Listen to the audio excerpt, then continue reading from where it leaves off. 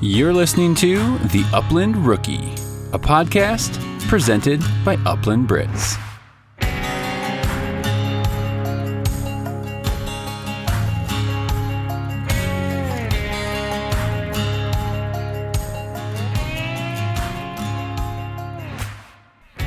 Welcome to episode 8 of the Upland Rookie podcast. I'm your host, Will Larson, and as always, this is presented by Upland Brits.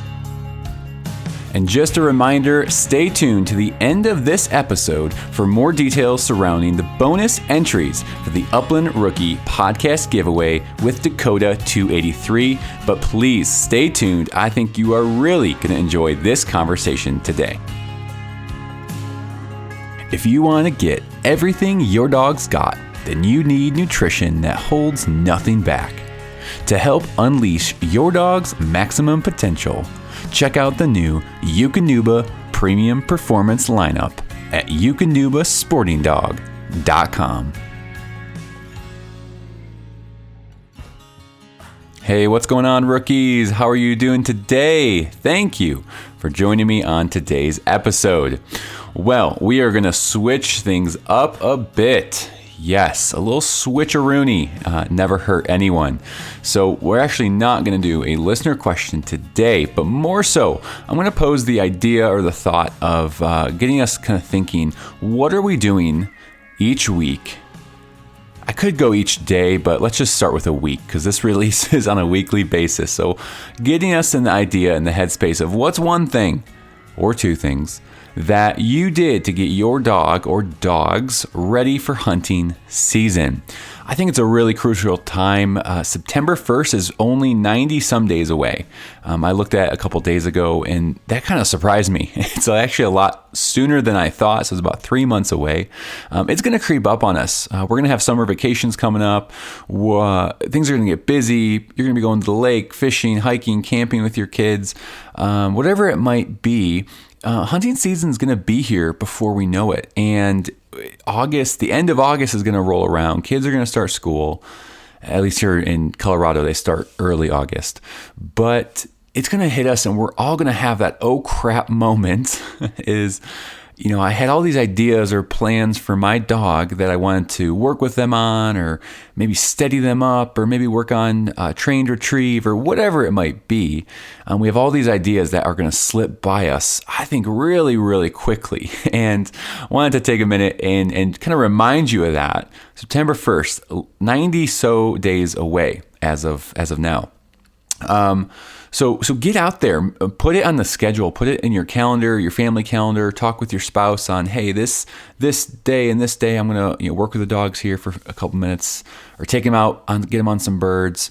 It can be even daily stuff. In the morning before you go to work on, I know Cade Springsteen, he is committed. I think he's followed through on it. I'll have to check in with him. He was on episode 3, I believe. Cade's just doing like bumper training and getting his dog more solid on retrieving. So every day before work and after work, he's tossing bumpers for his dog. It's just repetitive again and again, just to help get his dog a little bit further down the road where he wants him. Again, he has his own personal goals for his dog, but what are your goals for your dog this summer?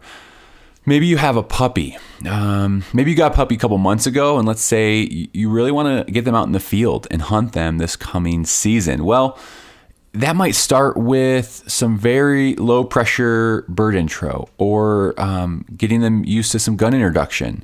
Whatever that might be, those are going to be some important steps for you if you want to take your pup out in the field this November, December, whatever time or time of year you're going to hunt. So get out there. Get your dogs worked. Condition them. Oh gosh, don't get me started on conditioning. The last thing I want to do is head into the beginning of hunting season. You're all amped up and excited, and your dog's huffing and puffing and can't make it 4 or 5 miles without hacking up a lung. Get your dogs conditioned. Sorry, this may sound harsh. This is not meant to be harsh. This is meant to be, hey guys, wake up. We got 90 days till hunting season starts.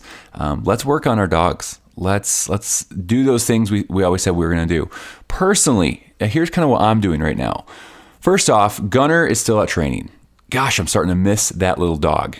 He has been away about a month and a half. He's got about maybe 2 or 3 weeks left before I get him back. So I'm excited. That's a whole new beast, though. I need to kind of see what this trainer has done with him, and then I'll just build upon that. So that's kind of a big question mark for me right now. Gage, though, him, I really want to get him steadied up more. I really want to get, I guess, shooting for the stars would be wing shot and fall. I think I'll aim to that standard, getting him steadied up. But then in reality, I think I just want to get him steady to shot. Just for the style hunting I do, if I'm hunting with other people for safety reasons, all that kind of stuff. And also I want to move towards some trials and senior hunter, AKC tests, things like that. Those are just my personal goals where I want to get Gage to.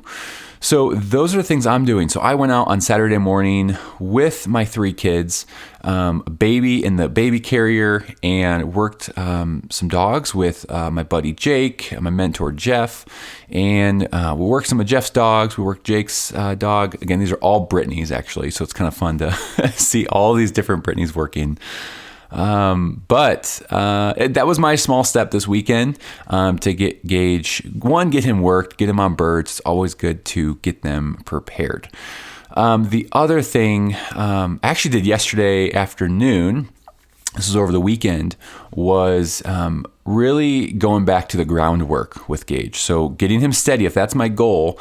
I was talking with Jeff and really need to go back to the kind of the basics with him, because he's a rock star, on point, finding birds, retrieving's okay. So like all around, he's the dog I want and need. But if I want to get him steady, I was talking with Jeff, is I really need to go back to whoa means whoa, period. That's it. There's no but or and. It's whoa means whoa. And I think Gage has slipped a little bit on that. I know that's definitely my fault. And so that's what I'll be working with Gage on the next several months. Well, 3 months until September 1st.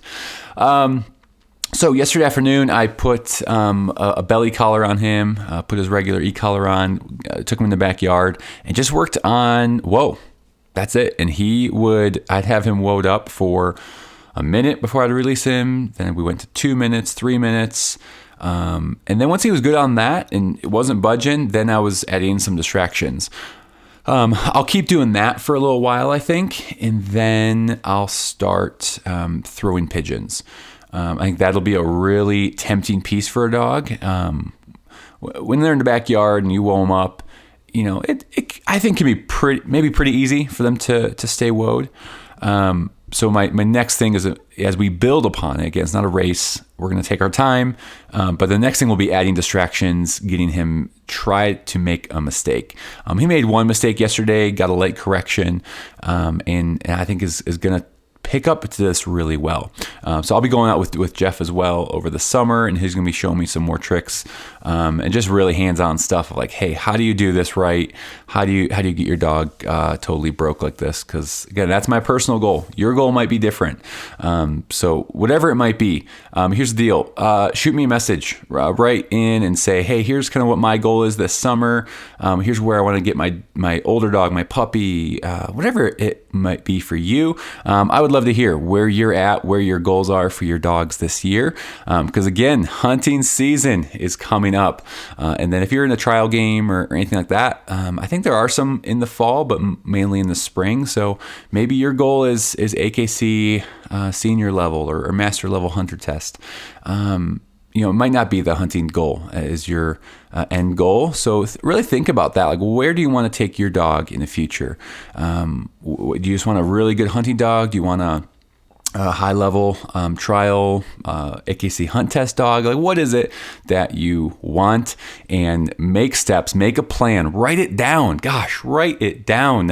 Put it on your wall, at your desk, or in your bathroom, wherever you're going to see it every day. Like, make a goal, make a plan to help get you there to your goal. Well, we are going to jump in to our episode, but first, I know all of you are wondering about the Dakota 283 giveaway. I am so excited. Just the response that the first couple days have shown me in social media. So there are so many people, I haven't counted up everyone yet, that are entered in the giveaway. You are entered at the basic level. You have one entry in the giveaway on the Upland Rookie podcast giveaway. Thanks to Dakota 283, could not do this without them. So at the end of this episode, I'm going to share some more details on how you can get bonus entries into this giveaway, up to 12 bonus entries. So your hat essentially could go in that, your name can go in the drawing up to 13 times. So one time for your standard entry, which is on Instagram. Go to the Upland Rookie podcast page, and then find the post. You'll see what the post is. It's for the giveaway. That's how you enter, get one entry. But then your name could go in the hat 12 more times through these bonus entries. So I have 3 different ways you can enter. Some fun ideas. Hopefully you take part in. Hopefully you find enjoyable. I think they're going to be really fun. But without further ado, this episode is with Will Jenkins of Try Upland. One of my personal favorite conversations I've had to date. Really, really excited that I got to sit down with Will, pick his brain, and really talk and unpack what is Try Upland. So check it out. So yeah, absolutely. Yeah, working out pretty good. I got to take some time to build out my closet office here. So yeah, it works great for sound dampening and all that. So yeah, I mean, it's got some pros, but yeah. Well, Will, thanks so much for jumping on here.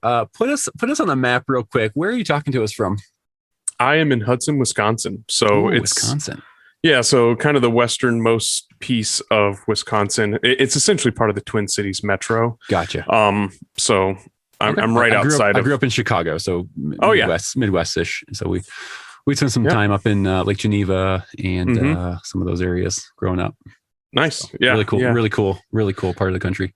Yep. It's a nice little river town. We're right on the St. Croix River. That is the state line between Minnesota and Wisconsin. So that's kind of nice. So we're right by the water, which is fun. That's awesome, man. Well, tell us a little bit about yourself. Just give us a quick overview, and I'm sure we'll jump into a ton more coming up here.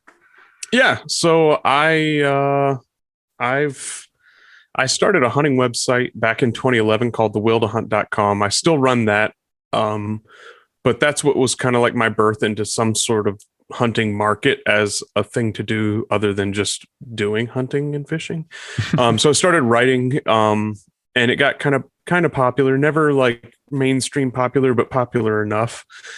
Started doing some marketing work for different companies, product photography, building websites. Like I couldn't afford to pay somebody to build my website, so I had to figure out how to build websites. You're like, I better do it myself. If I want yeah. So then some companies basically saw that and hired me to build some simple pages and stuff here and there. And that's grown a little bit to be, like large e-commerce sites and things like that I've had the opportunity to build.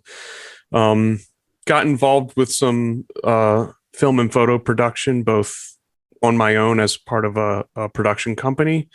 So I've done that a little bit. And I've also maintained a sort of parallel career in the healthcare industry as well. So I've always worked in some capacity outside of hunting, but at points, hunting in the outdoors was my full-time job. For the most part, it's been kind of a side gig that I've done, largely as a way to afford hunting and fishing, because it gets pricey and it's easier to make money doing it than to spend a bunch of money. So, and that by no means is like I've gotten rich. I have not broken even yet. Okay. So it's like, I'm not making the big bucks. I'm just surviving. So real quick, when you started out, did you already have another job and then you slowly worked into the hunting on the side, or were you full on hunting first, starting it? No, so I've always, like I said, I've worked full time a different job except for about 14 months of the last 10 years. Okay. And that 14 months I quit and I worked for BHA. So I was the Great Lakes Outreach Coordinator. Nice. For BHA, the position that Jason Meekoff has now. He replaced me when I left. And then I also worked for Donnie Vincent's production company for that time. I'd subcontracted to Segmenta for probably 5 or 6 years before that. Okay. And then went, so I basically had 2 3/4 time jobs for that span. And then eventually had to go back and get a real job again. So I went back into the healthcare industry. But aside from that time, I've always held, a pretty significant side gig in hunting or fishing in some respect. So just because I'm curious, so just give me an overview. What was the BHA coordinator position like? What did you do? Oh, it's a lot of work. So those guys do not get enough praise for what they do. Well, I know people appreciate them, but it's such a broad reaching role. You're essentially tasked with herding a lot of volunteers around. And obviously those organizations run on their volunteers, so it's not to make light of the volunteers, because they don't exist without volunteers. They don't exist without donations. They don't exist without tons and tons of time that the volunteers put in. But that doesn't mean it's not a challenge wrangling them all. And the thing with BHA is it's a pretty diverse group as far as kind of every aspect of life, because of the nature of the organization. So you end up working with some interesting characters, and it's hard when one of the challenges, and I think this is true of any conservation organization, when you have a bunch of volunteers that are volunteering their time to do stuff and you're on the payroll to do stuff, there's a high expectation of what you're going to be doing since you're actually making money doing it. And when you're spread across multiple states, that's a big challenge, because there's a lot of stuff going on. I mean, BHA is kind of known for their pint nights and stuff like that. And, organizing those is a lot. At one point, I was, as we were getting things really going across just Minnesota, Wisconsin, and Michigan, and I mentioned Jason's in that role now, he's picked up, I want to say 2 or 3 more states into that. Yeah. And that's a real quick. I just want to pause it. And that's something that people might not know. First off, BHA, Backcountry Hunters and Angler. Oh, sure. Just in case someone doesn't know what we're talking about. They're like, what are these guys chatting about? But then the other thing I was going to mention, you just touched on it, is you're covering multiple regions, right? Or states. Oh yeah. You're not just focused on one state or one county. It's a pretty broad area.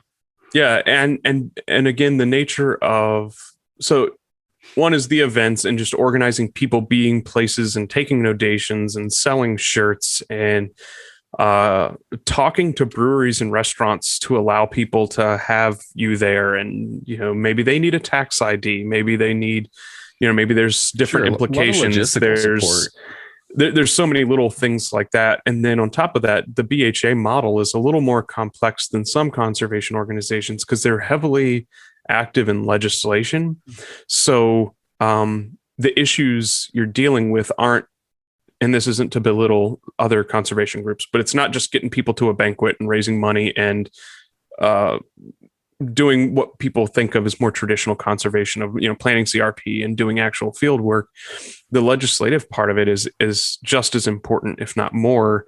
And it's a lot more difficult to navigate, because you're trying to set appointments with, that'd be so difficult, state, federal, and local level governments. You're trying to impact them. Get together real quick.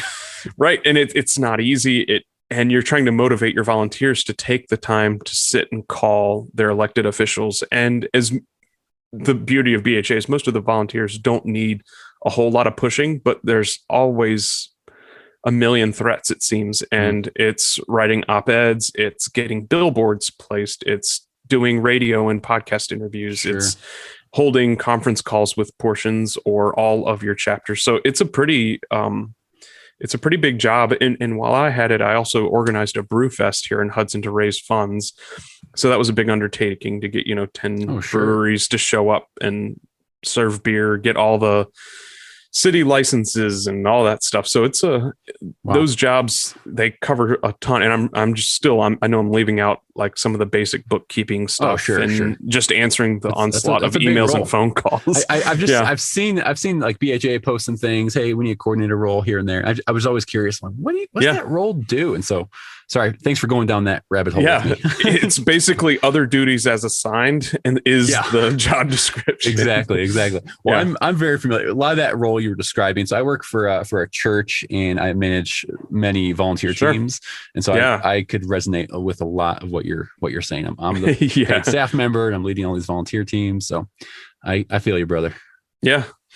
Yep. So other than that, I've done kind of my own freelance stuff off and on throughout the rest of the 10 years that I wasn't doing those two jobs. And, got to work with some cool people and some cool brands. And that's what I hope to develop more of my career into, is shift more to that with more of my time in the not too distant future. So, well, since we're on kind of your professional side and some of the things that you've worked on, let's just jump into, I want to touch on two things, and I want you to tell me, how are they connected, if at all?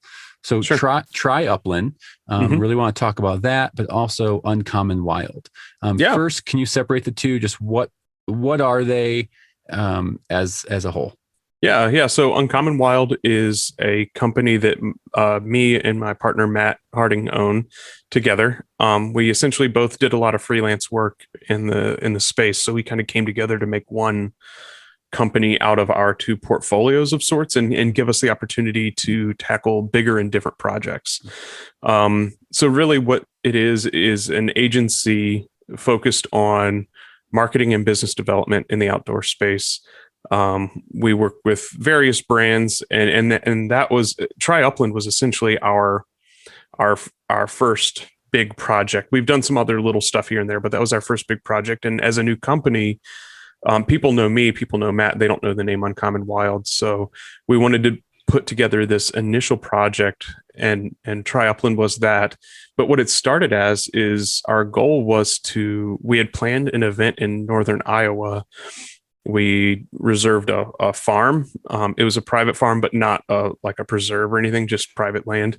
And we were going to bring out a bunch of non-hunting media to Try Upland and write about it. So then COVID hit, and we had companies that bought into this concept and paid us money, and we had hired photographers. And Matt and I both do photography. He does better than me, but as running it, we needed more support, so we'd hired subcontractors, and we have relationships with a bunch of different folks, and it just kind of basically all came crashing down.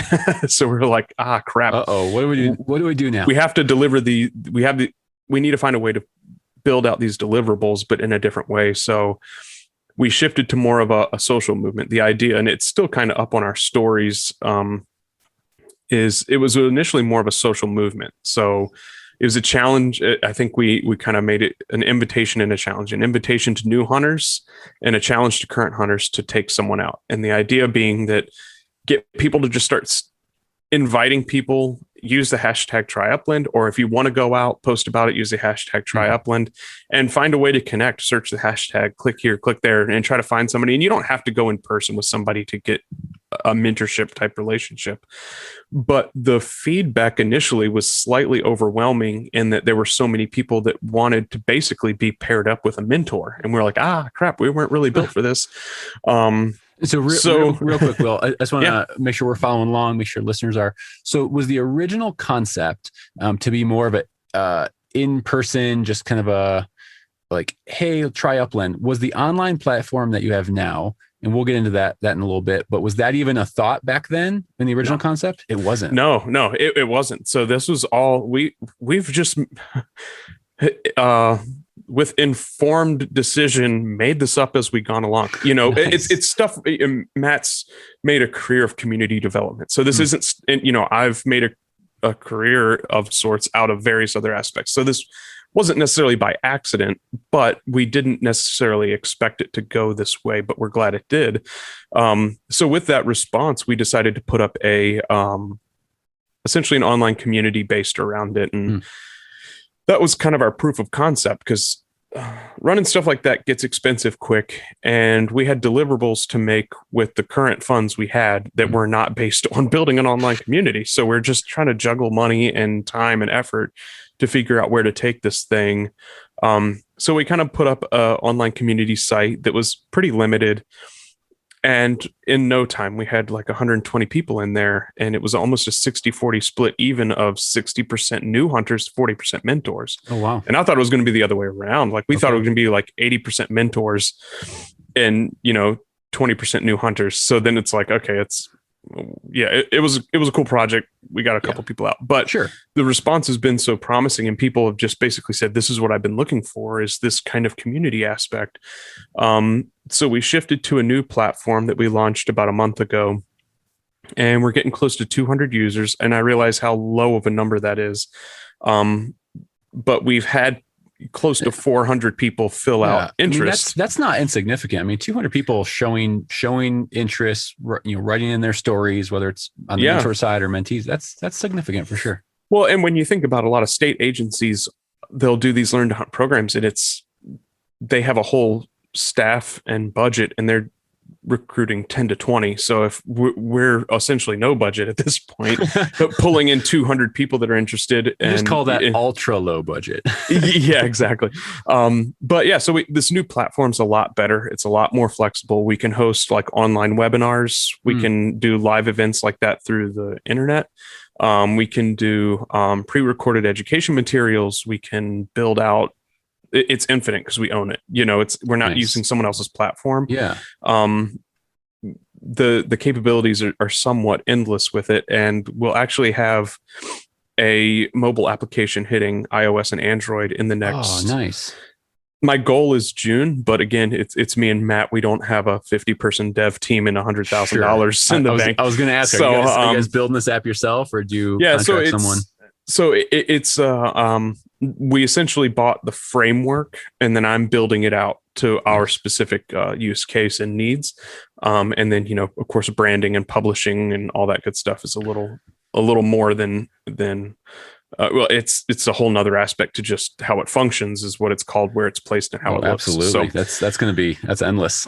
Yeah, exactly. That's a big project you got on your hands. Yeah. So, the response we've gotten so far to the few people we've told is like, we like the community, but we'll love it if we can just get it on our phone and not have to log onto a website every time. Sure. Sometimes the website can be a hindrance. Even in my own day-to-day life, I'm like, I'm not going to do that if it doesn't have an app. Like, it just looks better, feels better. Well, and the performance it lags on a website too, because you're loading a thing within a thing instead of just loading a thing. It's so funny. I use the Amazon app all the time on my phone. It's like the only thing I use. My wife, she still runs Amazon on a web browser on her phone. I don't know. I think she's wrong with her. She has the app, and so she logs into Safari and using Amazon. I'm like, honey, why does this look so? What do you? Oh, you're on the website. Yeah, it throws me off every time. Okay, back to more important matters. So tell people what's kind of the platform. What can people expect? Because we've talked a little bit about there's a mentor side and a mentee side. I poked around a little bit when you guys first launched it. I keep meaning to post. Well, honestly, I'm debating whether I'm a mentee or a mentor. I'm still trying to see where I land, but just tell us what is this that people can expect. Yeah. So when you log in or when you create an account, you have to decide we need your state, your zip code. We publish your state, but we don't publish your zip code. The zip code is more for us to have a better idea to communicate with state agencies around hunter concentration and need. The state is so we know where you are in general. And then basically the only other thing is like a name, username, email. And then you have to establish whether you're a mentor or a mentee. And there's kind of two purposes to that. One, this is meant to be a social application essentially, but it's not meant to be somewhere you just live and talk crap. It's based around right? Exactly. So if you're not one of those, you're not willing to or wanting to be one of those two things, you don't need to be on the site is basically what it boils down to. But the way we define it is a mentor is anyone who is a successful upland hunter and is willing to share a safe upland experience with someone new. You don't have to be an expert. You don't have to be a dog trainer. You don't have to be anything other than somebody that knows how to go into a field, find birds sometimes. Describe successful. Successful is no one leaves with bird shot in their face. Well, that's basically it. I got that. Okay. It's just safe and fun is our definition of a successful hunt. That's awesome. Nobody should be expecting you to be a guide. This isn't a bunch of free guide services lined up. Like it's really meant to be a community as if it would be at any local like gathering, if you're out with, it's like you met someone just at a bar grabbing lunch or something, and you guys started talking about upland hunting. And exactly. that, let's say that mentor, that person who has more experience, at the end of the conversation, they'd be like, hey, you know what? You want to go hit a couple fields with me? You want to try this out? Exactly. Yeah. So, and, we have some basic guidelines, and we'll be beefing those up as far as like what's expected of a mentor and what's expected of a mentee. And we have some of that on there. And part of it is to build a community. So, there's a main feed where anybody can post anything they want, pictures, recipes, thoughts, ideas, questions, whatever, and kind of poll the national audience. But there's also regional groups, so you can discuss things within a regional setting. And they're pretty broad regional groups. There's, especially because most upland hunters are willing to go pretty significant distances to find birds or different species. Yeah. So we left those open. I mean, you can join as all or some or just one, whatever. And then the idea too is to create this kind of level of community interaction instead of a paired off mentor-mentee relationship. So I participated in some mentored hunting opportunities in Minnesota. I used to live across the river in Minnesota. I was part of their new adult hunter program, and this is for deer hunting, mind you. So it's significantly different. But what I noticed in that is when you pair people off, it's luck of the draw whether they even like each other or not, and that doesn't create an ongoing environment. So one of the guys I mentored, he was great. We got along fine, but we didn't like hit it off, and I'm usually pretty easy to deal with. So it's like, it was never, neither of us like disliked each other, but we just didn't click. Yeah, you guys weren't like going to be best friends. So, but randomly I connected better with another guy in the program who was paired up with someone else. And that guy wanted to get into archery hunting, and his mentor didn't know much about archery. So he was like, well, you met Will, go talk to him. He knows about archery. So I spent 2 seasons helping him just off and on get set up in archery and practice and, help with technique and ideas and whatever.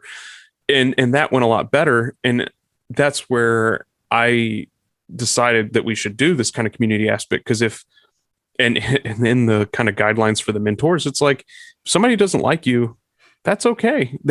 Everybody's going to like you. And it doesn't mean you're a bad person. It just means you might not be the best fit. And that's fine. But by building this community, you have the opportunity to learn from multiple mentors.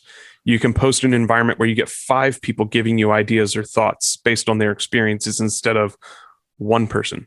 That's really good. So it sounds like there's not, because my other question I was going to ask, and it sounds like it's a no. So try Upland. The platform is it's not matching people. It's a very organic, in these discussions, right? Posts people are talking. You're just opening up a natural conversation for someone to say, hey, would you want to come along? Or, hey, right.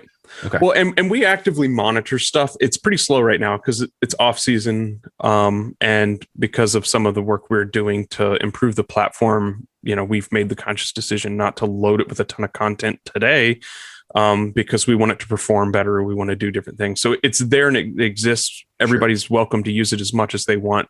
But there's a lot more coming. But we actively monitor that. We have the data behind every user. So when somebody's like, hey, I'm in Missouri, I'd love to try, and there's nobody really responding, I'll go pull the mentor list for Missouri and start tagging people and say, hey, cool. Heath, I know you hunted quail out this way. Why don't you respond? And Heath jumps in. So you can prompt if you. So we can help facilitate more than just hoping people do it. And that's where the mobile app really comes in, because you can set push notifications to your region, or possibilities are endless. Yeah. So we can and we can be selective of how we push notifications. So we can say, okay, hey, all mentors in the South region or Southeast region, you had a new mentee join and they posted a question. What do you think? So we can help facilitate there. Whereas right now it's me manually going in and digging stuff up and calling people out. Yeah, so, that's some work. But it's not too bad. And it's, especially now while the community is relatively small, that's pretty easy. You get to know enough of the names and locations that it's not hard. But the other thing that's nice about the community is we've identified areas of like high concentration of mentees and virtually no mentors. So that's how we can do two things. We can help plan events, like in-person events around that. And we have some of those coming up this year. And we can also use that information to go to state agencies and say, here's the proof that you need to hold something. You have all these people that are interested, who are new, who want to try it, but we don't really have any mentors in that area. Yeah. So two things. Where's your highest concentration of mentees? And then vice versa, where's your highest concentration of mentors? So statewide.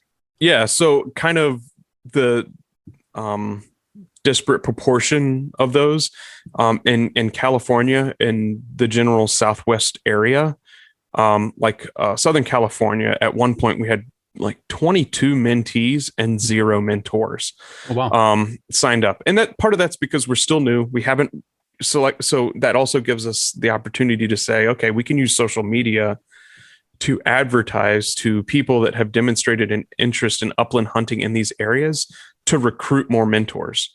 Or we can also go to a state agency and say, okay, we're in this area. We know these people are there. Use our platform to reach them. As far as concentration of mentors, I'd say it's the upper Midwest. So the Minnesota, Wisconsin, Dakotas area, because just the sheer number of upland hunters and upland bird populations and public land access are through the roof in the Dakotas, Minnesota, even down through Iowa and Nebraska and some of those states. Yeah, I'm meeting a lot of people like Iowa. Iowa seems like it's in general, again, on my limited view of social media, it's making this comeback. Like there's these great kennels and breeders out of Iowa. There's some guys who are really hitting Iowa pretty hard. Yeah. So that's kind of where what the data looks like right now. But again, that's with our initial sample of about 400 people that filled out initial information, and then kind of refining that with the 180 or so that have actually joined the site. And we've been able to map a little bit better. So yeah, that's kind of the nature of it. And I guess where I was going with the concentration of mentees is sometimes it's fun to learn with other people that don't know anything either. So you're at least not kicking around by yourself, but if you find another person that's new to it and you both want to try it, why not? It's again, as long as you're being safe and legal, that that those are the caveats to basically every conversation we're having. Yes. But that's something to be said. Like learning by yourself can be annoying and frustrating, but learning with somebody else can be a lot of fun. Yeah.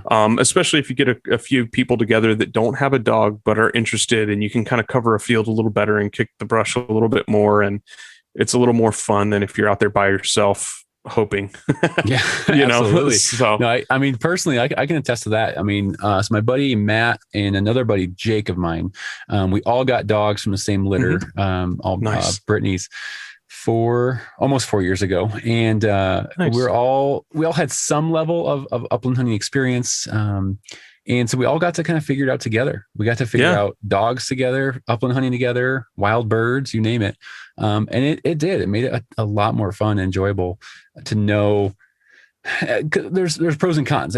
There's pros to being with someone who's a veteran, like who just knows it. You can soak up all the information. But then there's also something being with buddies who are figuring it out and at the same level as you are. So I think that's awesome. Well, and those lessons stick when you learn it the hard way instead of just somebody telling you this. Like, somebody can tell me the same thing 8 times. I'm not going to listen until I screw it up myself sometimes. So it's like, sometimes learning from an expert isn't as near as valuable as figuring it out with a friend because, the results were probably somewhat drastic, and it was more personal when you failed at it and experienced Sure. it than when that guy told you he failed at it. So It's going to stick more. It's going to stick. Yeah. Will, so did you have a mentor when you got into hunting? Like what kind of prompted this movement that you and Matt put together? Like what was it that you saw that was missing? Was it your experience with a mentor, lack of mentor? No, it was really, we'd looked at some data around conservation group membership and license sales that said that basically, especially among upland hunters, the average hunter is about to die. That's Sure. a drastic, but I've heard that. Yeah, tossed a around. significant portion, and I used to know the numbers offhand, but it's like 20 or 30% of active upland hunters are over 55. Yeah, that's wow, so that's crazy. we're 10 to 15 years from them aging out, and the age bracket to replace them We're one hip replacement away. Yeah, exactly. Is that the age bracket that essentially replaces them is like 10%. So we're losing potentially a fifth to a quarter of the upland hunting population over the next 10 years, and if we don't replace it, we lose a lot. So we lose license sales, which fund state DNRs. Yeah. We lose the push for walk-in access, the push for public land associated with upland hunting. We lose people's voices that will yell at their elected officials when, they're looking at the farm bill or whatever else and how it might affect upland habitat. So we looked at that and we need ways to recruit new hunters and reach the non-hunting folks, or and especially around upland hunting. Especially because upland hunting's so much easier to get into, and it's a lot more fun. And I'm an avid bow hunter, deer hunter. I hunt just about everything, and the only thing that might be easier to get into is spring gobbler hunting, but it's generally a short season, and there's no dogs involved. Come on. Yeah, exactly. Well, and in my personal situation with upland, I grew up in Central Virginia, and we didn't have any real wild bird populations there, and it was kind of a rich man sport. It was, you had to spend $300 every time you wanted to go hunt birds, and I couldn't do that. Sure. The things have changed in Virginia. There's a little more birds in different places than there used to be, but when I moved here to Minnesota, Wisconsin area, I really wanted to try pheasant hunting. And I went with a buddy of mine, and it was actually the last hunt he took his dog on. She was put down like a week and a half later. And then I had a blast, even though I about lost some toes because I wore the absolute wrong clothes. Oh. I had short, 7-inch hikers, and it was one of those days where it's just slushy and cold. Ooh. And I went over the top of my boots like a dozen times. Oh, sure. And well, you learned the hard way. Yeah. Like I said, somebody could have told me 100 times to wear different boots. And I'm like, no, I'm good, until I'm wringing out my socks every time we get to the truck, and then putting my feet on the dash with the defrost on. And then we get to the next place. I put my frozen socks back on and go back out. So I tried it with him. His name's Matt. Great guy. And then I moved across the line into Wisconsin, and I was working for BHA at the time. And my buddy Tim, who works for BHA, actually grew up right near where I was living, even though he lives in Colorado now, and is Tim Brass at BHA. And I was like, hey, I know you're from the area. I really want to try upland hunting more, but I don't know anybody close to me, especially on the Wisconsin side, and that has a dog and wouldn't be annoyed by me begging to come along every time. So he introduced me by email to a good friend of mine now, Brian Nagorka, who lives just north of me, and we've been upland hunting a ton ever since. So, and a year ago, I got my bird dog. So, this past season was the first season he got to hunt. Oh, nice. So I got to hunt a lot more. But all other seasons, I've just been tagging along with Brian or anybody else that had a dog and would let me chase them through the field. You gotta make friends quick. Yeah. That's a great point. I mean, I like that you said, growing up in Virginia, I mean, again, it was kind of viewed as a rich man sport. Kind of similar to where I grew up in Illinois. Not much public land, at least that I know of still. And it was all preserve hunting. Thankfully, my dad, he joined his hunt club, his preserve thing. And so I got into it as maybe 20-ish. We started, going on some hunts together. But that was my very limited view of upland hunting. It was, you had to be a part of a club. There was no other way.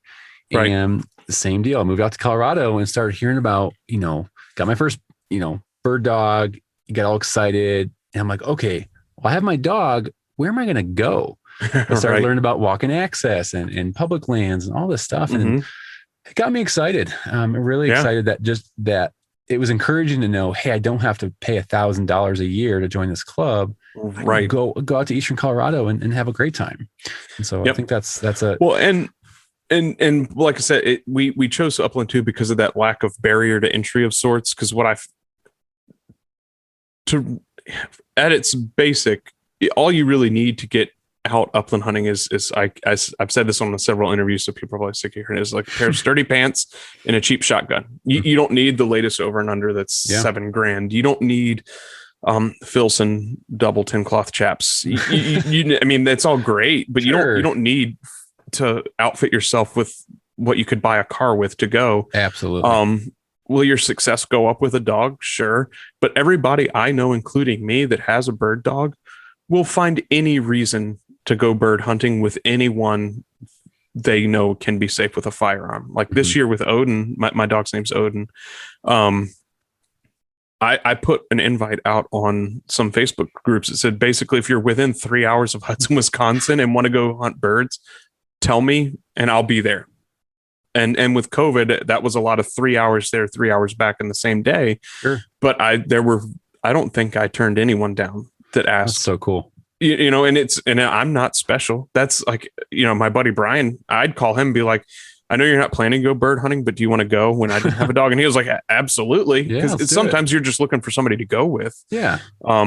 So, that's kind of where I don't like, not having a dog is a barrier, but if just going 2 or 3 times a season with your buddy that has a dog is what you're up for, that's fine. You don't have to get a dog and spend 3 days a week in the field. But if you go twice, you're invested.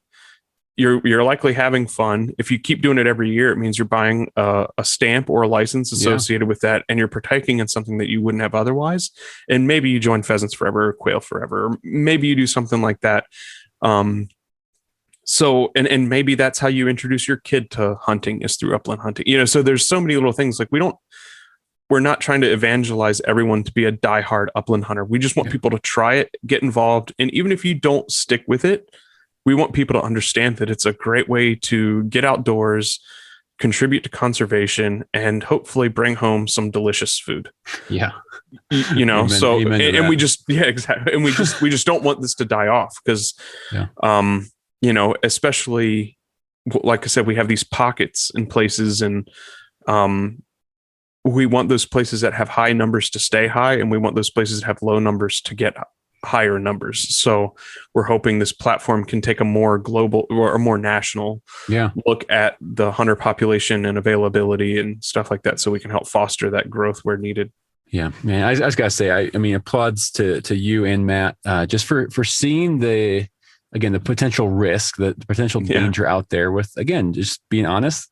If upland hunting is aging out, just with the demographic and the numbers and the age of people in this sport, and seeing that and saying, hey, let's do something now. Let's just take a stand. Let's create this platform. We don't know what we're doing exactly, but let's figure it out. Right. Yeah. And navigate it and give it a shot. Cause there's organizations, there's Pheasants Forever, Quail Forever. They're doing things, which is awesome. Absolutely. They're doing great things, but I think just way to go for seeing that need and trying something out to help. Yeah.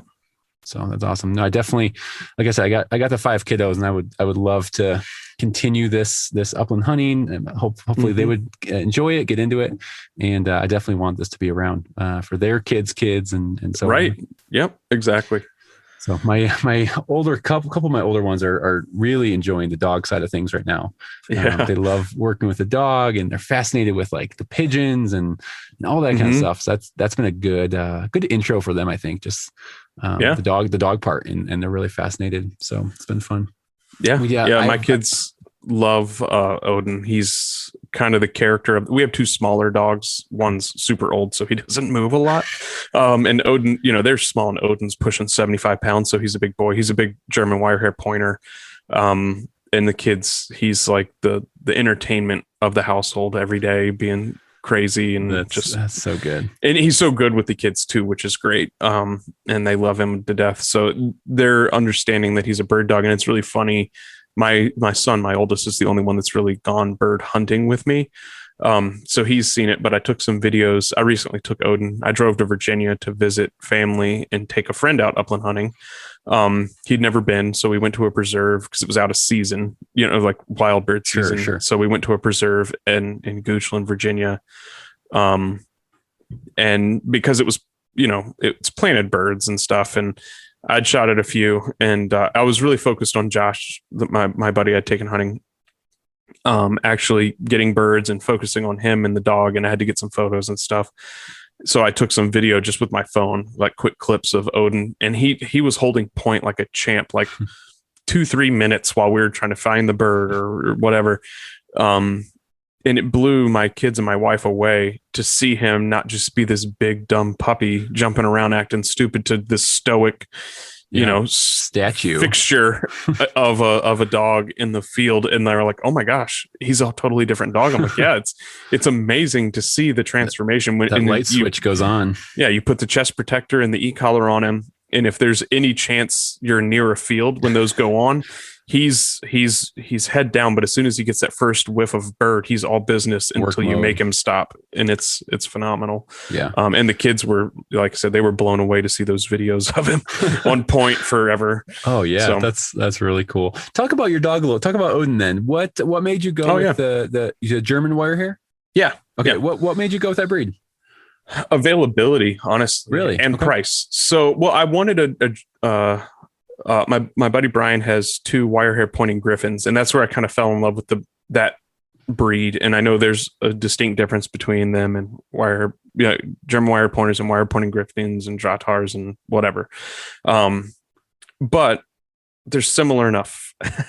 And some dog purist is going to write me a nasty letter for that. But I was interested in that type of breed. I'd done a bunch of research on breeders in the area, wait lists and prices, and I was like, man, I've never trained a dog to do anything. Even our family dogs, it's like I didn't even train them to be very good family dogs. No. So I didn't want to spend a fortune on a dog, and I needed a dog at a certain time frame. So I basically went on the AKC website, and I decided on a German wired pointer just from research. And I was going to say, did you ever hunt over one prior, or did you have any experience? just the Griffins. Okay. So, again, not the same, but hunting around them all the time. Yeah. And with the 2 breeds side by side, they're extremely similar. So I went with a German wire pointer. I found a breeder in northern Minnesota. And they had a litter that was, he was born January 15th. So he's, a year and a few months now. Perfect springtime pup. Exactly. Picked him up the week before everything shut down for COVID. Oh, wow. I picked him up on Friday, and the next Friday is when it was, March 6th, I picked him up. So I know what March you were 13th doing during lockdown. Oh yeah. It was me and the dog in the yard all day, every day. No. But yeah, it would just, and frankly, he was the first litter from this breeder. Just a family in northern Minnesota. Asked them probably an annoying amount of questions about the 2 parents. Spoke to the husband and wife separately and verified stories. Good job. And really just bugged them a bunch. And he was inexpensive for he was under $1,000, which is almost non-existent for a pure like hunting dog breed. His parents weren't Navdo anything. He isn't either. But I was confident in what his natural ability would be based on discussions with the breeders. So we went and picked him up, and he's been amazing. I wouldn't consider myself a bird dog trainer by any stretch. And And I was fortunate that he does have that natural ability and drive, because all I really taught him to do is listen to me for the most part. Yeah, just work on recall and just make sure he comes to you when called. Yep. So he does that well. He's naturally pretty steady. That's probably the last little bit of finish work I have to do, is to just really reinforce the whoa command, because I didn't do it very good as a puppy. Okay. But I've also he's really steady. Like I've used that. I haven't done a ton of like place training or whoa just for whoa's sake. Yeah. The most of that was on actual birds, so I don't know if he figured it out or if he's just naturally steady, and I attribute it to me yelling stuff at him. I mean, a lot is genetic, so yeah. So I think I just got lucky in that I'm not very good, but he is.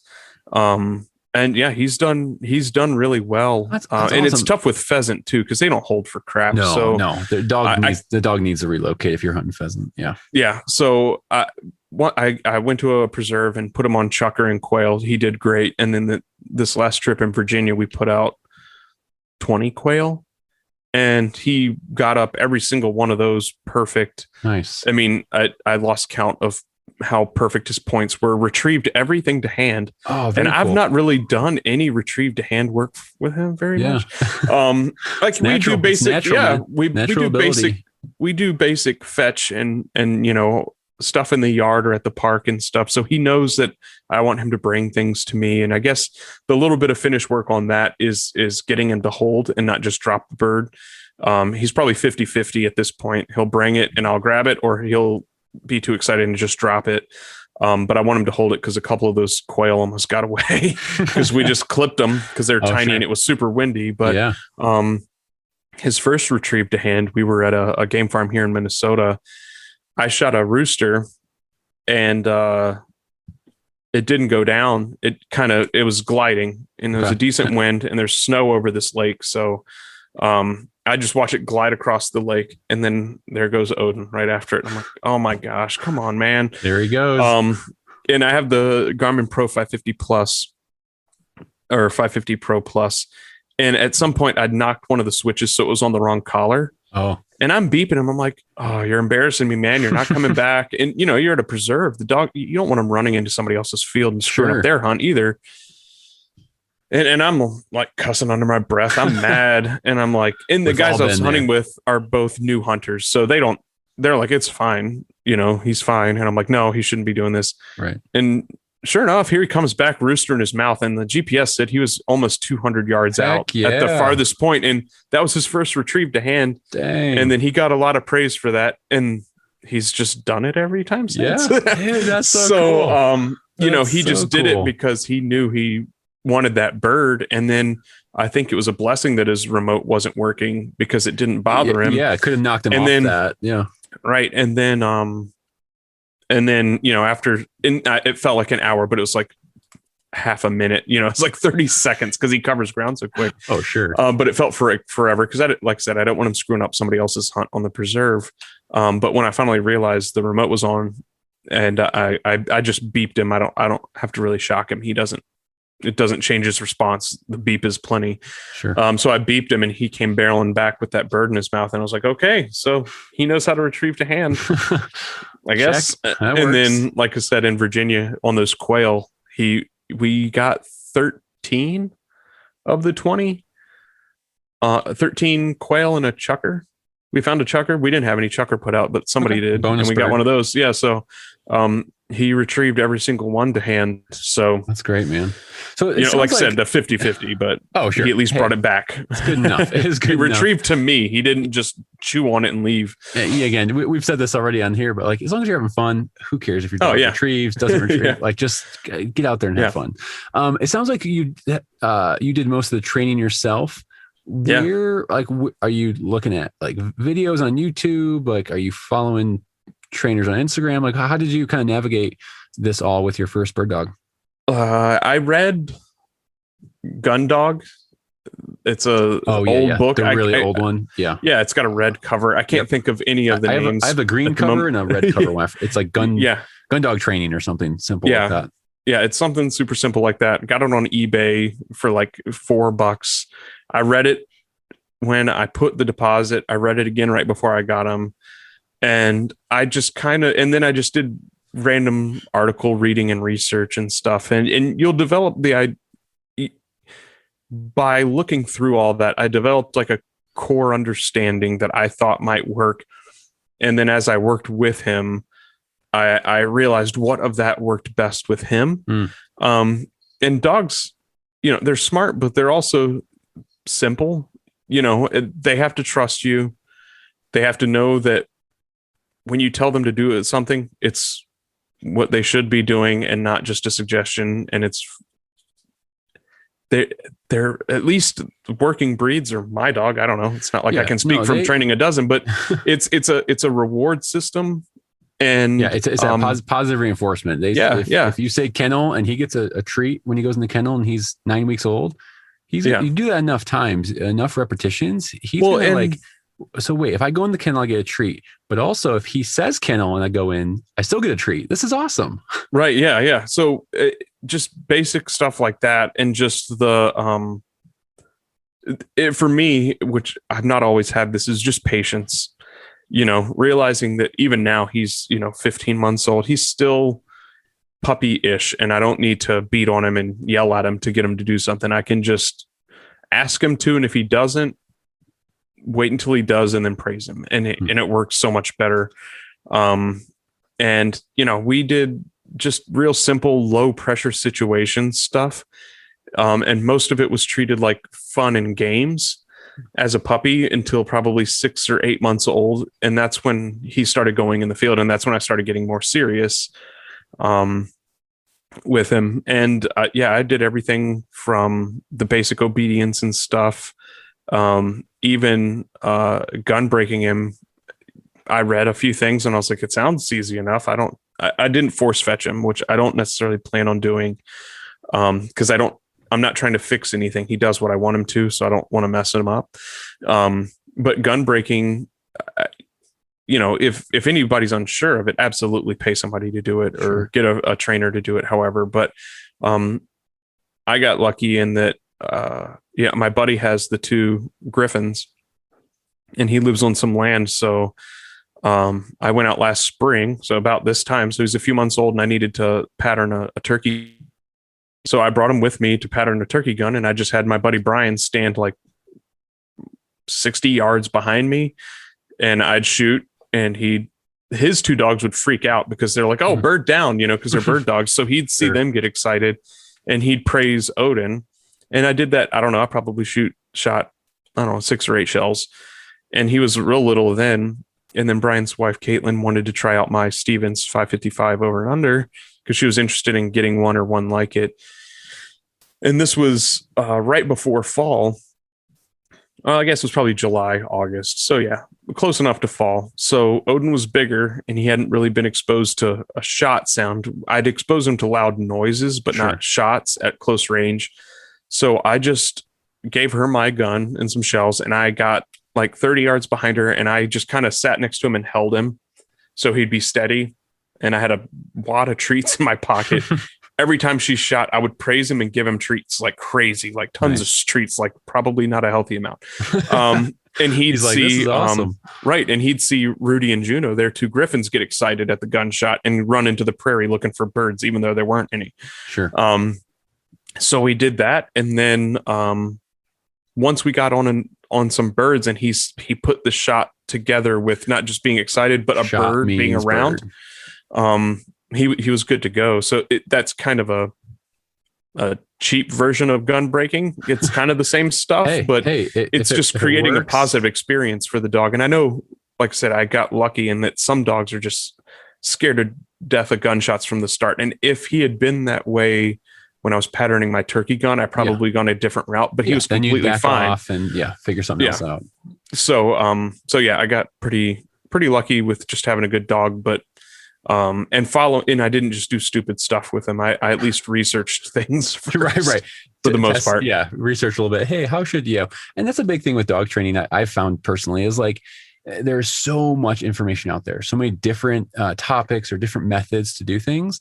You kind of have to like read it all with a grain of salt and kind of put it all together, kind of think, all right, so here's these 20 different ideas on, let's say, how to gun break a dog.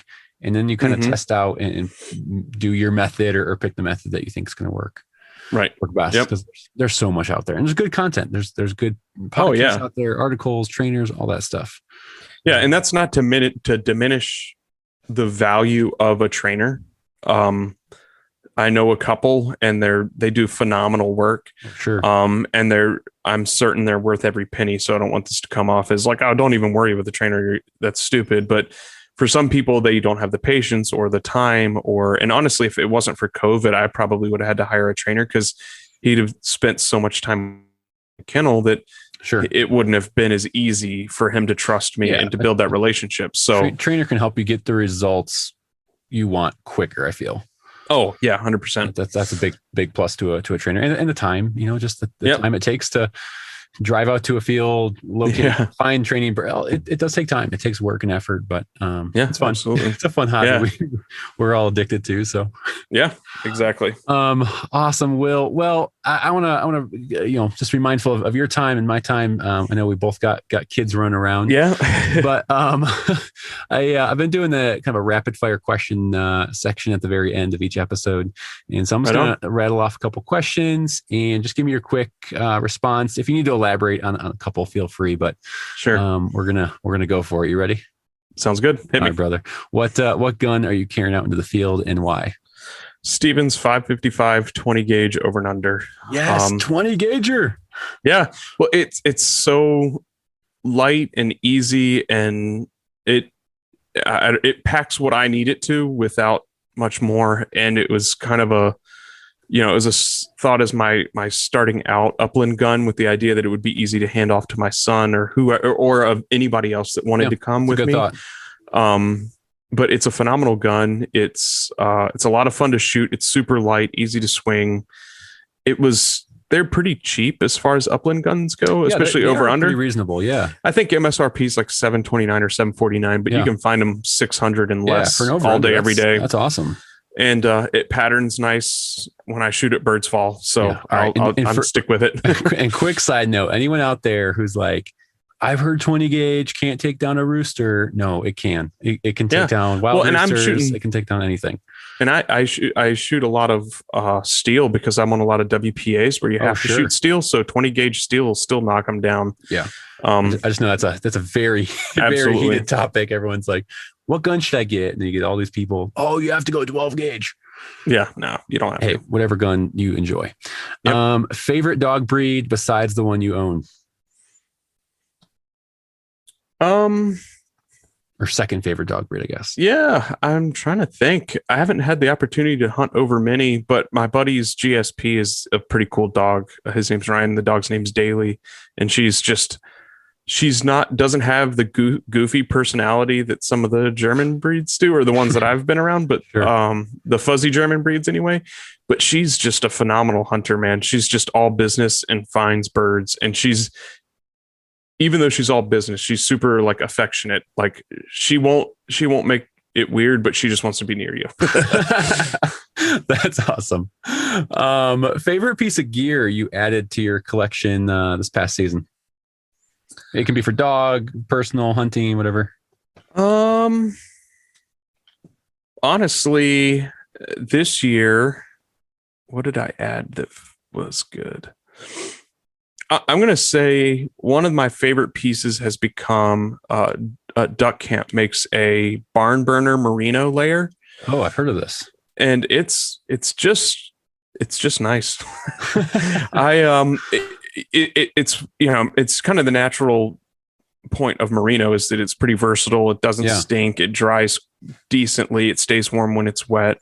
But the barn burner, especially because I hunt a lot of really cold stuff, but I'm walking a lot, and you need something that keeps you warm. You can, if you sweat, you're not going to get cold in. So when temperatures swing or winds swing, it's been a lifesaver this season. So I'd probably say that, the Duck Camp. That's awesome, man. I actually just picked up maybe about a month ago my first piece of Duck Camp. It's the midweight, like Upland button-up shirt. Oh, yeah. That thing is so sweet. So I haven't got to use it in a season yet, but it comes in large, tall, which I need. Yeah. Fits me like a glove, has a little bit of stretch in it. It is a Yeah. sweet Well, shirt. That's probably my second favorite from the season is that it's such a great shirt for It a is- lightweight. I know it's Oh, midweight, yeah. but it's physically lightweight Yeah. because of the material, but that stretch, and it's got the right amount of orange. So you're adding some orange to yourself. Yeah. Yeah, no, I agree. They make some, and I think I think people see their marketing, and I love their marketing, but I think their marketing is really relaxed and inviting. Yeah. And I think that makes people think that the gear was designed with a relaxed mindset, but their technical gear is top notch. Like it's not slouchy. It's legit. It's by far my favorite. I'd probably say my favorite piece of Upland clothing I've tried out. So well done, Duck Camp. Yeah, exactly. Beverage of choice after a hunt. Oh, I'm a big bourbon guy. Okay. So usually, it's usually when I'm wherever I'm going to be for the night after an upland hunt. Not many of these on the tailgate, but it's usually some sort of bourbon, and I have a lot of it. Like I have I think I have like 36 different bottles of bourbon in the house. Nice. And probably my favorite among that lately is Stag Junior. So I'd say that'll be my, especially like a windy, cold day. You come in, it's like 130 proof, so it lights you up a little bit, warms you right back up. So yeah, for sure. I've only had I think 2 or 3 different kinds or brands of bourbon. Got the Costco one. I forget the name of that one. That one's good value. Yeah, and Pendleton, it's like a Canadian whiskey. Yeah, I've enjoyed that. So you're typically a beer guy, but I do enjoy a good old fashioned. Yeah. Oh yeah. Absolutely. Last one. Do you have any out of state trips planned this coming season, or any cool hunts you're trying to put on the calendar? Yeah, so I have some goals in general for hunting, but as far as Upland, one I'm really excited about is Try Upland is hosting a hunt in Iowa, and we're going to be able to take 20 people out for their first Upland hunt. So nice. More to come on that. I hope to have that announced around end of June. But that's probably the one I'm looking forward to most, just because it's going to be a friggin' good time. Get that many people together, and it'll be open to the public too. So we'll have some vendor booths and some events that are not just the hunting part, but where people can kind of come hang out and camp and cool stuff like that. So that's probably what I'm looking forward to most is that event. So that's awesome, man. So yeah, in case anyone's wondering out there, so 2 things: tell everyone where they can learn more about Try Upland, and then also, is there a cost associated with Try Upland? Do you need to pay a membership fee, anything like that? No, it's all free. Tryupland.org. That'll get you some basic information. And if you just want to go straight to the application, it's just community.tryupland.org, but you can easily just go to tryupland.org and you can get everything you need to know there. There is no cost associated with it for mentors or mentees. And it will always be that way. Because again, we're trying to reduce barrier to entry. If you want to do certain things within it, eventually we might have some fees involved for certain aspects, just because certain aspects cost more to produce or inherit some risk along the way, because we're talking firearms and stuff like that. So there might be some fee-based things in the future, but right now and for the foreseeable future, it's all 100% free.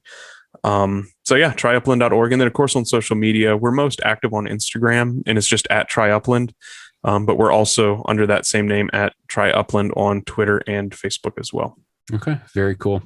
Well, Will, great work. Really, really excited what you guys have put together here. And again, I think it is a great entry for a lot of people who are out there kind of wanting to scratch that itch and get into the uplands. I'm biased. You're biased probably. I think it's the best activity there is out there. So many aspects that make it really fun. So well done.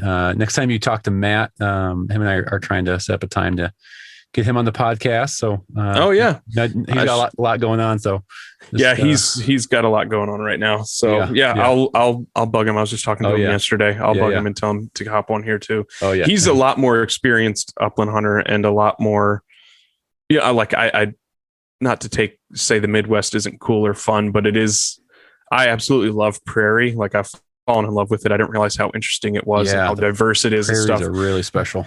But hunting in the Eastern Sierras is a lot cooler, or like, he's in Reno. So all the mountains and chasing chukar and quail and all kinds of stuff just seems super exotic and cool. Oh yeah. Yeah. He's done some really cool stuff. So yeah, he'll be a lot more fun than me. Probably. No, man. No, I'm looking forward to it. He reached out to me right back and he's like, yeah, I'd love to. Just give me a month or so, getting some, just a busy season. So yeah, for sure. Well, that's awesome, man. Well, Will, thank you again for your time. I really, really enjoyed this conversation and getting to know and just dive into more of Try Upland. Yeah, absolutely. Thanks for having me. I appreciate it, man. You take care. Thanks. Bye. Well, that is a wrap of episode 8 with Will Jenkins of Try Upland. Will, thank you for your time. I am very, very excited to see where Try Upland goes, where you guys take it. As you know, this podcast, The Upland Rookie, we really want to inspire people to get out into the uplands. And so your mission and your vision with what you're working on really aligns with this podcast. And so just know you have a huge supporter here in the Colorado area, cheering you guys on and excited to see where you take it. Well, I'm sure everyone is dying to know how you enter to get bonus entries into the Upland Rookie Podcast giveaway with Dakota 283. Well, listen up, and I am going to put all this in the show notes description, and I'll be talking about it for the next several weeks until this giveaway closes. But here are a couple ways and how many bonus entries each of these are worth. So leave a personal written review on Apple Podcasts. Please, the Apple's algorithms really are dependent on written reviews and the ratings. So head over there, leave a written review, and please do not, for me, don't just write, I want a kennel, give me a kennel, enter me, things like that. Just please be personal. Write an actual review. If you don't think it's great, then don't leave me a great review. I don't care what you write. Be authentic, be real. Maybe there's content you want to mention. Maybe there's something you like about the podcast. Maybe there's something you don't love. Whatever it might be, just be authentic, be yourself. Leave me a written review on Apple Podcasts. That is going to get you 2 extra entries into this giveaway. Second way you can earn bonus entries. This is worth 5 extra entries. Post a short video to your Instagram account sharing how and why you got started in upland hunting. Please get creative with this. It can be up to a 2-minute video, whatever Instagram will allow you to post lengthwise. I really don't care how long it is. It has to be longer than 30 seconds. That's the rule. Longer than 30 seconds. And you must tag the Upland Rookie Podcast in your post and use the hashtag the Upland Rookie Podcast. So make sure to tag and use the hashtag. Post a video, share your own unique story in a creative, short way, and how you got started upland hunting. Again, that's going to be worth 5 extra entries into the giveaway. So your name will go into the hat an extra 5 times. So last way you can earn bonus entries is email me a written story or an essay on the same thing as the video, how you got started and why you got started upland hunting. Again, be creative. It can be long. It can be a long PDF or Word document. Write a personal story, a personal testimony of like what got you in to upland hunting. Was it the people? Was it a good experience, a bad experience, your family, your friends, a coworker? Who got you into upland hunting and how did you do it? Was it the dogs that drew you in? Was it the love of the outdoors? Craft your own story, right? Spend some time on this and don't rush it. You don't have to do this in the next week or so. This contest is going to be open till the end of July. July 30th is when this will close. So take your time, craft your own story, and email it to me at uplandbrits, BRITTS, uplandbrits@gmail.com.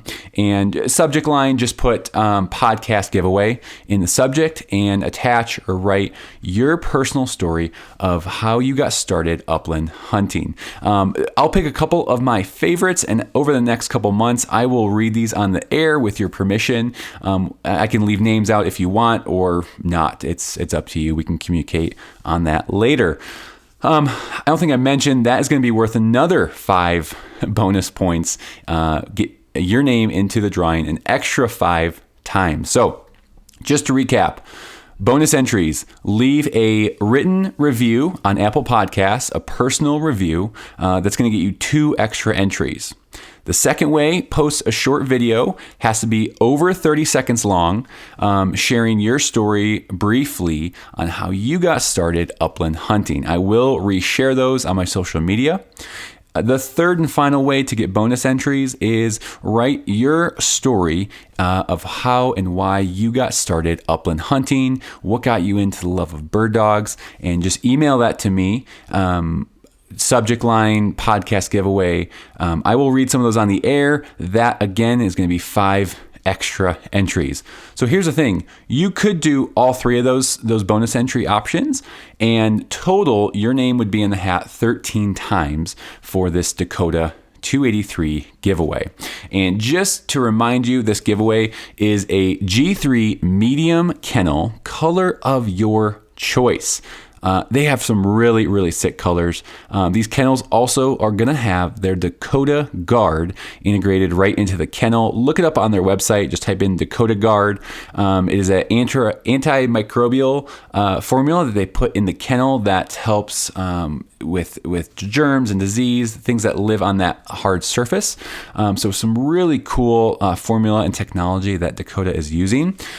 The second thing you will win is a dash or a dine and dash system. Yes, this is the watering or the food and water combo system from Dakota. I use this literally every day. The Dash 3.5 lives on the side of my house. That is my dog's daily watering system. I fill it up maybe once a week, refill it for my dogs. It's just an incredible beefy water system for your dogs. I bring it on trips. It doesn't spill. It's awesome. And it'll also have the Dakota Guard integrated right into that material. So that's the giveaway, guys. That is the ways to get bonus entries. I hope you take part in this. Don't be shy. Again, I really want to have some fun with this and hear and engage with my listeners a little bit more. I could have just did the standard Instagram giveaway part, which is fine. And those that followed the rules on that post, you shared it, you liked it, you tagged some friends, you're entered. You are entered in the giveaway already. Your name is in the hat one time. That's awesome. If that's all you want to do, no problem. No harm, no foul. But I personally want to engage with my listeners more, and I thought these extra ways to win this giveaway could be really fun for me to get to know you a little more, get to know your story, how you got upland hunting, and what keeps you and got you inspired out in the uplands. So guys, thank you so much. Again, this contest will run up until July 30th, 2021. So you have some time to get these bonus entries in. With the Apple Podcast reviews, you must take a screenshot of your written review and just email it to me or message it to me on Instagram. So email uplandbrits@gmail.com, at the Upland Rookie Podcast for Instagram. So screenshot your review, then you will be entered and get those 2 extra bonus entries for option number 1 of leaving a personal written review on Apple Podcasts. Well, guys, that's all I got for today. Good luck to everyone out there entering the giveaway. This value is well over $500. I think it's $520 some in value that one lucky winner will walk away with. Again, thank you to Dakota 283. And until next week, remember, put some miles on your boots and follow your favorite bird dog out into the field. And like I said in the beginning, do something this week. Make a plan with you and your dog to help get them ready for hunting season. Take care.